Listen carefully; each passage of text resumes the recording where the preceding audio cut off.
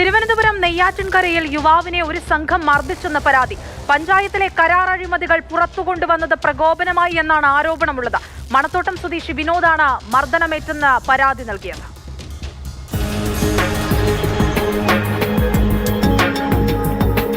കഴിഞ്ഞ ദിവസം പള്ളിയിൽ പോകും വഴി തന്നെ 4 പേർ മർദ്ദിച്ചെന്നാണ് യുവാവിന്റെ പരാതി. വെള്ളറട പഞ്ചായത്തിലെ കരാർ അഴിമതികൾ പുറത്തുകൊണ്ടുവരാൻ വിവരാവകാശ അപേക്ഷ നൽകിയത് പ്രകോപനമായെന്നാണ് ആരോപണം. കരാറുകാരന്റെ മക്കൾക്കും ജീവനക്കാർക്കുമെതിരെയാണ് പരാതി നൽകിയത്. മണത്തോട്ടം സ്വദേശി വിനോദാണ് പരാതിക്കാരൻ. കഴിഞ്ഞ ദിവസം പള്ളിയിൽ പോയപ്പോൾ പള്ളിക്കകത്ത് വെച്ച് അവിടുത്തെ കൺട്രാക്ടിൻ്റെ മക്കളും അവിടെ ഗുണ്ടകളും ചേർന്ന് എന്നെ മൃഗീയമായി തല്ലിയത്. അങ്ങനെ എൻ്റെ നെഞ്ചിനും എൻ്റെ ചുണ്ടിലിടിച്ച് പൊട്ടിച്ചായിരുന്നു. അത് കഴിഞ്ഞ് നെറ്റിയിലടിച്ചു. അതിലെനിക്ക് ഛർദിലൊക്കെ സംഭവിച്ചു. അങ്ങനെ ഇപ്പോൾ അഡ്മിറ്റാണ് ഹോസ്പിറ്റലിൽ.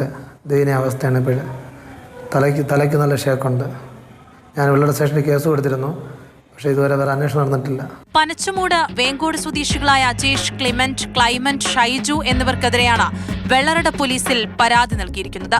മുഖത്തും നെഞ്ചിനും മർദ്ദനമേറ്റെന്നാണ് വിനോദിന്റെ പരാതി.